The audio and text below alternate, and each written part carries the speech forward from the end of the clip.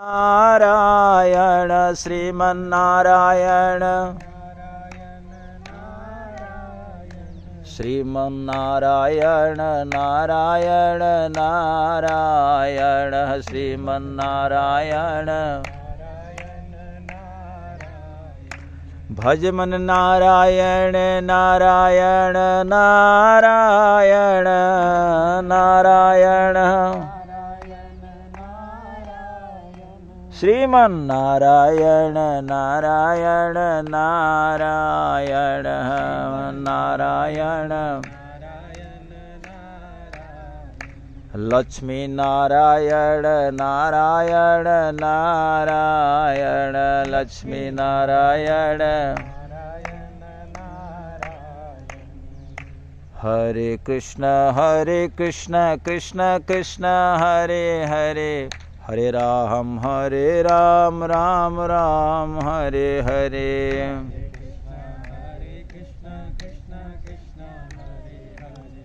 हरे राम राम राम हरे हरे। महाभक्त नारद की जय, नारद कुंड की जय, गौर प्रेमानंदे हरि हरि बोल।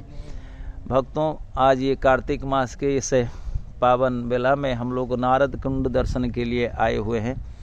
इस समय मैं नारद कुंड पर बैठा हूँ, मेरे साथ कुछ भक्त भी आए हुए हैं। ये नारद कुंड ऐसा माना जाता है, एक नारद कुंड तो बद्रीनाथ में है और दूसरा नारद कुंड इधर ब्रज धाम में है।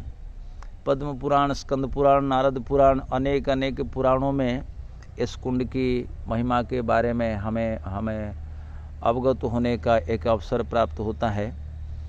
नारद कुंड की महिमा ऐसी है, भगवान नारद जी को पता चला कि भगवान द्वापरांत में ब्रज में आए हैं एवं उनकी प्रिया राधा रानी भी आई है। राधा रानी के दर्शन करने के लिए उनके मन में बड़ा उत्साह हुआ। नारद जी उत्कंठित होकर ब्रज में आए, घर घर में गए राधा रानी के दर्शन की इच्छा को लेकर, पर कहीं भी ऐसी कोई बालिका में वैसे लक्षण नहीं दिखने को मिला। अंततः जाकर वृषभानु महाराज जी के महल में पहुंचते हैं और उन्होंने जब राधा रानी को दर्शन किया और सारे लक्षण को मिलाया तो नारद जी को ये अनुभव होने लगा कि निश्चित रूप से यही भगवत प्रिया श्रीमती राधा रानी है। एकांत में राधा रानी से नारद जी ने प्रार्थना किया, हे विश्वेश्वरी, हे स्वामिनी, मुझ पर भी आशीर्वाद करिए, मुझ पर कृपा कीजिए, मुझे भी महारास दर्शन के लिए सौभाग्य प्रदान कीजिए।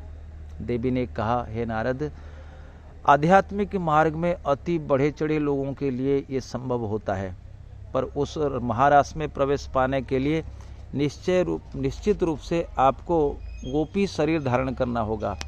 तो नारद जी ने पूछा, कैसे हम गोपी शरीर धारण करेंगे? तो योग माया ने कहा, पूर्णमासी ने कहा कि हे नारद, आप ब्रजधाम में जो कुसुम सरोवर है उस कुसुम सरोवर में स्नान कर लीजिए तो आपको गोपी शरीर प्राप्त हो जाएगा। नारद जी उनकी आज्ञा का पालन करते हुए आते हैं और कुसुम सरोवर में स्नान करने के पश्चात उनको गोपी भाव प्राप्त होता है। केवल गोपी शरीर नहीं, शरीर एवं मन दोनों प्राप्त हो जाते हैं, गोपी भाव और गोपी शरीर। इस ब्रजमंडल में भगवान नारद जी को गोपी शरीर का प्राप्त हुआ, तब उनका नाम पड़ा नारदी गोपी। भगवान की उस दिव्य लीला का उन्होंने दर्शन किया, कृत्य हुए। बड़े बड़े महानुभव को ये लीला का दर्शन, ये सौभाग्य प्राप्त नहीं होता। तदुपरांत नारद जी ने कहा कि हम अपने शरीर को कैसे प्राप्त करेंगे?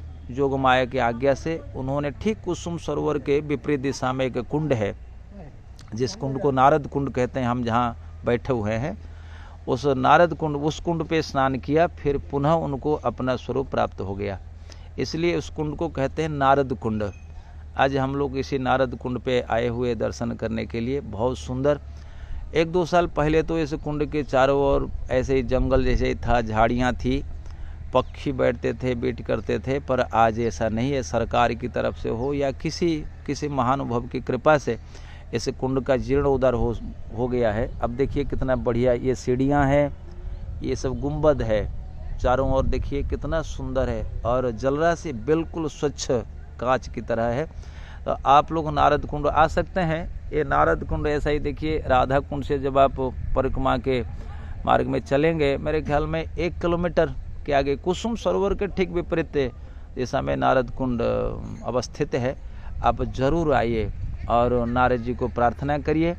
नारद जी के लिए प्रार्थना पद्म पुराण में आती है, जयति जगति मायाम यस्य कायाधवस्ते वचन रचनर्मेकं केवलं चाकलय ध्रुव पद्मपि यातो यत कृपातो ध्रुवोऽयं सकल कुशल पात्रम ब्रह्मपुत्रम नतास्मि।